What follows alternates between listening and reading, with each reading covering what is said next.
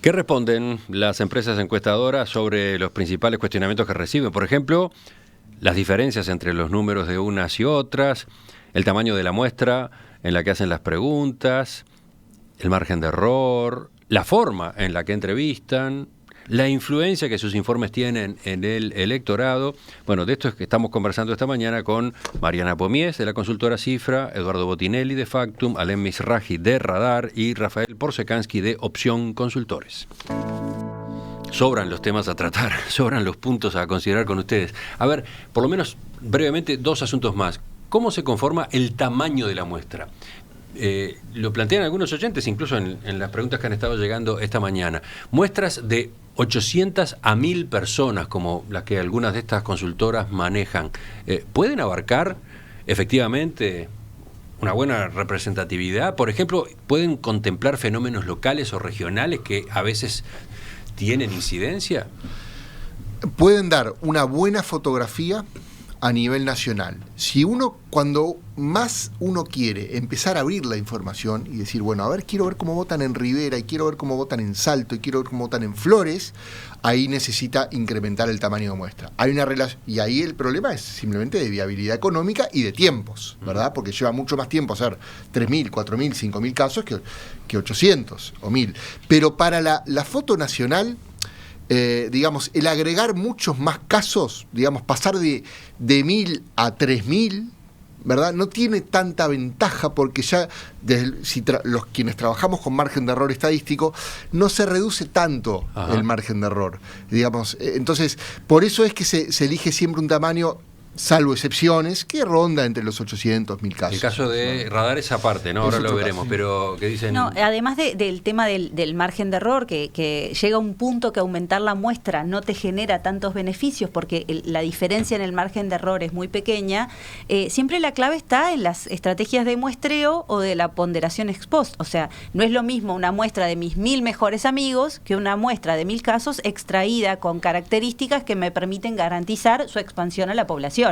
Y a eso nos dedicamos los cientistas sociales también, a trabajar con temas metodológicos, con temas estadísticos, y es así. Uno mira, por ejemplo, en otras disciplinas, las pruebas médicas, ¿sí? A veces uno dice, ay, pero con 150 casos resolvieron. Si de esos están bien elegidos, si se trabaja bien, la estadística permite esa expansión, ¿no? Eduardo, ¿algo más sobre esto? Que no solamente hay un error estadístico, hay un error no estadístico, un error no muestral, que se incrementa con mayor cantidad de casos. ¿Ah, sí? Es decir, cuanto más casos uno tiene, más aumenta el error no estadístico. ¿Cuál es ese error? Que el error no estadístico es producto de la interacción entre encuestado y encuestador, productos de selección de los casos, productos de repetición de errores, que cuando la muestra es chica, el error no muestral es pequeño, cuando la muestra es grande, ese error no muestral aumenta en proporción. A diferencia de lo estadístico, que no es proporcional, los errores no estadísticos sí pasan a ser proporcionales. Y otra cosa que nos ayuda a los que estamos en esto es mirar las tendencias y no solo la fotografía, que es la diferencia cuando a veces cae en el mercado una encuestadora o una encuesta que cae de 1.000, 2.000 casos, y esta encuesta da muy distinta.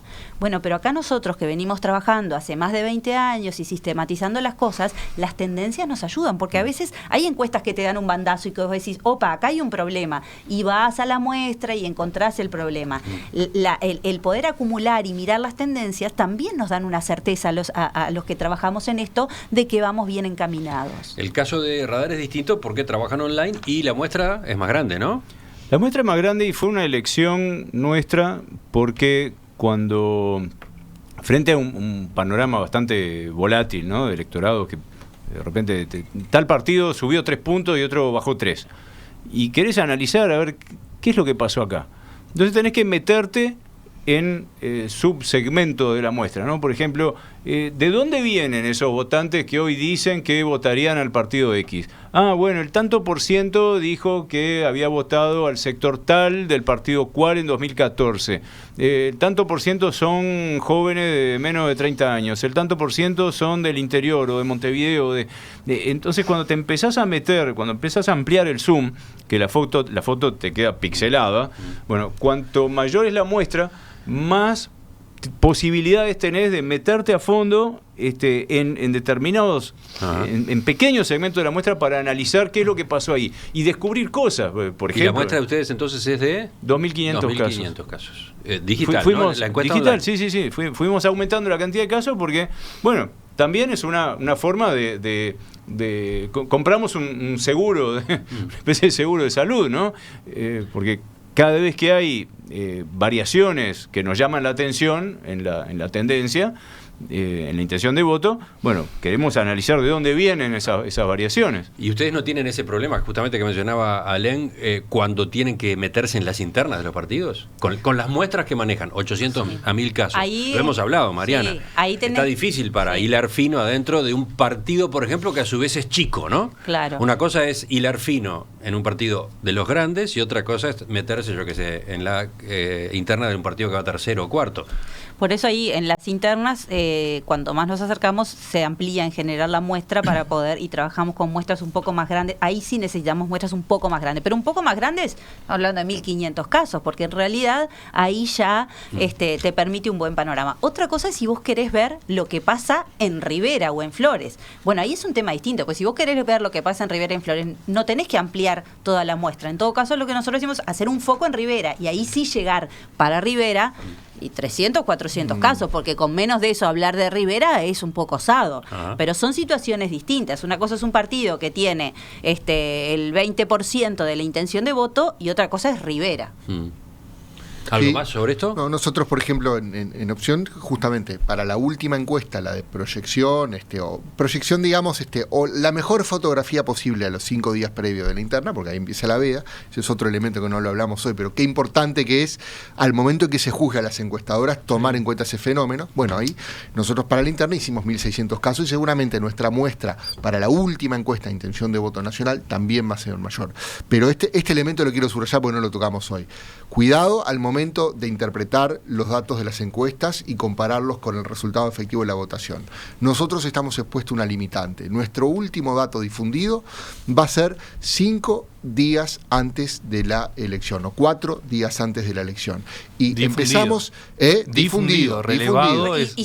Para difundirlo terminaste antes. Y para por lo menos 24 horas antes, digamos, por lo menos. Entonces, cuidado con eso, porque empezamos esta conversación hablando de la volatilidad, de los electores que definen a último momento, ¿verdad? Vamos a dar una fotografía a algunos días. No todo vale en esa fotografía, es decir, si damos 20 puntos de diferencia entre el resultado de las urnas y un partido, evidentemente ahí hubo un error técnico. Pero si damos 4 puntos, la cosa ya cambia. Se nos va el tiempo y nos van quedando temas. Me decía hace un rato Mariana, ¿cómo que la ficha técnica no se entiende?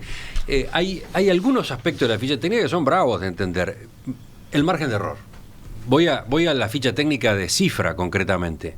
Está puesto, la información está, pero dice, el margen de error máximo esperado para un 95% de confianza es aproximadamente 3,5 puntos porcentuales en más o en menos para el conjunto de la muestra. Lo único que me quedó claro es el 3,5. Después el resto... ¿Para el conjunto de la muestra? No, el 95% de confianza, por ejemplo. Esos son a ver, habla del nivel de confiabilidad y de cosas bien estadísticas, ¿no? Y acá entramos a hablar de cosas técnicas. Por eso, bueno, la confiabilidad tiene que ver con las puntas de la campana de Gauss. La estadística se apoya en la creencia de que más o menos las cuestiones se distribuyen normalmente en la población, ¿sí? Y vos sabés que te quedan colitas que no son normales, los extremos, que son anormales o que tienen comportamientos diferentes. No quiero decir que sean anormales, tienen comportamientos diferentes.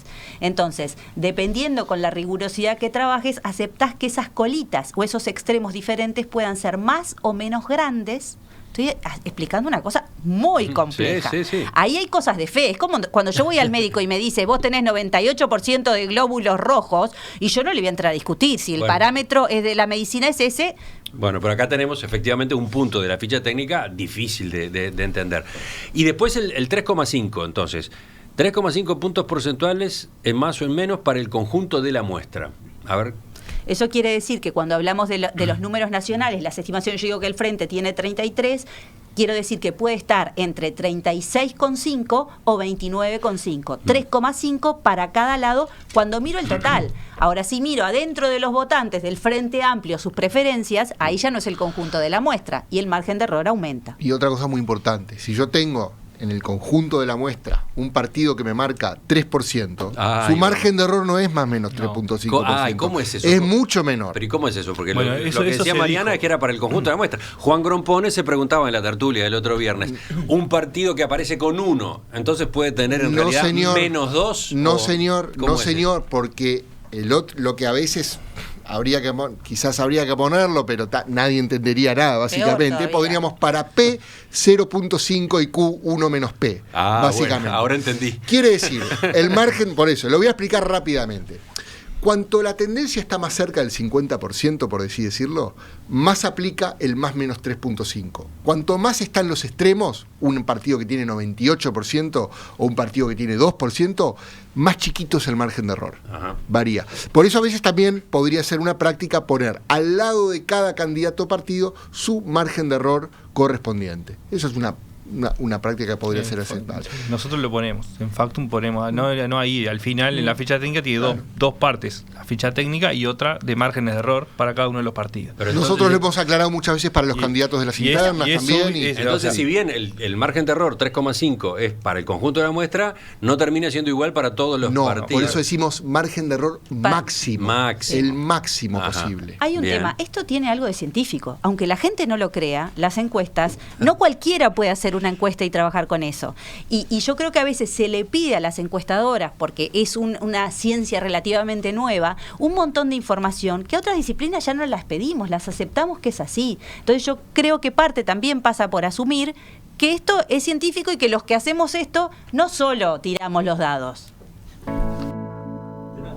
Señores, señora, hay uno de ustedes que tiene que irse. Entonces, antes de que... Tengo unos minutos más. Pues, negoció, tiene algún margen. Pregunta que también quedaba planteada en esa tertulia de los viernes. El impacto de las encuestas, de estos informes que ustedes difunden, en el electorado. Sí. ¿No? Jerarquizando candidatos, menospreciando candidatos. A ver, aquí hay una cosa que es inevitable. Las empresas de opinión pública, por interés público y demás, publicamos datos de tendencias electorales o de posicionamientos de la ciudadanía en diferentes temáticas. Eso es una realidad. Y los políticos, generalmente, cuando les va bien, replican, difunden esos datos, y cuando les va mal, prefieren que esos datos no se difundan. Pero esa es una ley pareja. Las empresas encuestadoras no variamos nuestros planes de información, más bien damos un conjunto de informaciones que son habituales, estándar, publicando todos los meses o cada tanto determinadas tendencias electorales. Es una realidad que uno tiene que aceptar. Lo otro es lo siguiente: no hay que sobreestimar tampoco el impacto de las encuestas. Hemos visto... ¿Hay mediciones en esta materia? No, hay estudios, pero también se pueden dar ejemplos muy claros. ¿Cuántos candidatos han partido desde un piso mínimo en las elecciones internas, con detrás de otro candidato que es una ventaja amplísima, y luego la descuentan y la ganan? ¿Cómo arrancaron Sanguinetti y Talvi, por ejemplo, en las últimas elecciones internas? ¿Cómo arrancó la calle Pou con Larrañaga en el año 2014? Las encuestas no fueron determinantes. Otra cosa, el Frente Amplio, en la elección pasada, generalmente hubo algunos puntitos que más o menos, no importa, según la encuestadora, donde se proyectó la intención de voto al Frente Amplio menor a la que efectivamente tuvo, y consiguiendo la mayoría parlamentaria. Bien, las encuestadoras crearon una realidad, no la crearon. El Frente Amplio luego tuvo la votación que tuvo. Es decir, hay que matizar y moderar eso, esa afirmación, ¿verdad? Puede tener, sí, evidentemente, es un insumo más que la gente toma para saber cómo están los partidos, pero es un insumo que puede variar, y varía, de hecho, varía. ¿Qué dicen los demás? ¿Alén? Es asombroso la cantidad de gente que no tiene la más remota idea de lo que dicen las encuestas. Yo creo que está muy sobreestimado. Además eso. Está muy sobreestimado por muchos dirigentes políticos y por los medios la incidencia que tienen las encuestas en la intención de voto.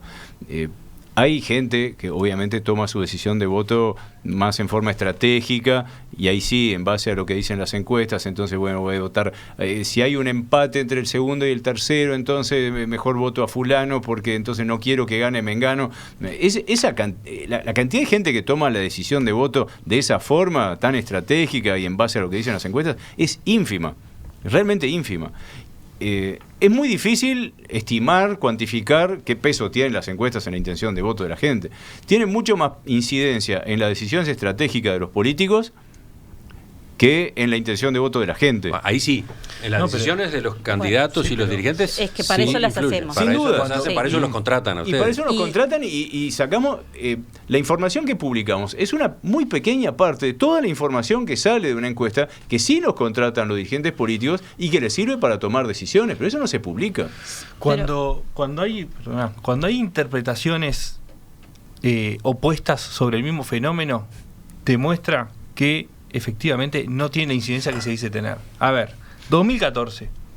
De un lado se dijo que las encuestas generaron un escenario que no existía, que el Frente Amplio estaba mucho más arriba de lo que las encuestas marcaban.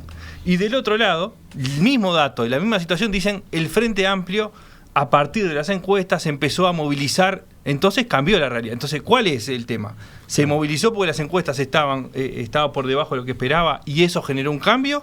¿O las encuestas estaban generando un escenario que no existía? Bueno, eso en realidad lo que muestra es que el escenario estaba más o menos planteado, que hay una incidencia, sin duda, porque esa frase de Luciano Polanski, de que el susto despertó al mamado, tiene que ver con que miraba la realidad, la analizaba, el Frente Amplio, llegaron a una conclusión y activaron.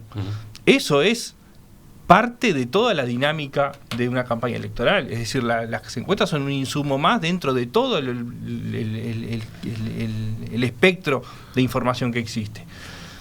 Yo creo que las encuestas inciden. Está comprobado que inciden, lo que no se está comprobado es la magnitud de esa incidencia.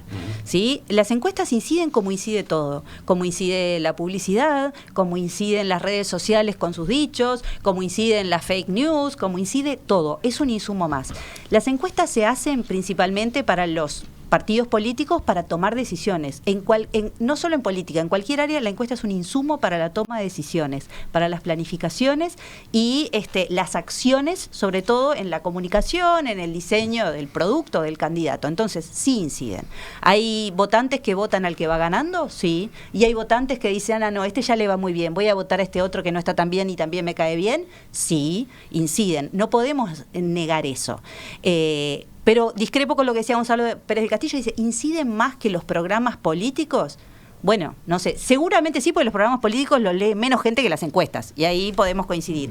Ahora, menos que las ideas que proclaman los candidatos, no, porque entonces sacamos a los candidatos, nos dedicamos a las encuestas y la encuesta que dice gana la persona, ¿no? Pero yo creo que acá el problema, ¿sí?, es un tema que entra en el juego político. Los políticos utilizan las encuestas como herramienta de comunicación para darle fuerza a sus votantes, para desmentir al enemigo, porque nos hemos convertido en el enemigo para algunos, es decir, vamos a ganarle a las encuestas. Hay políticos que dicen, vamos a ganarle a las encuestas. No, vos tenés que ganarle al otro candidato, no a las encuestas. Ya volvemos porque con los invitados de esta mañana, responsables de consultoras de opinión pública, vamos a charlar unos minutos más.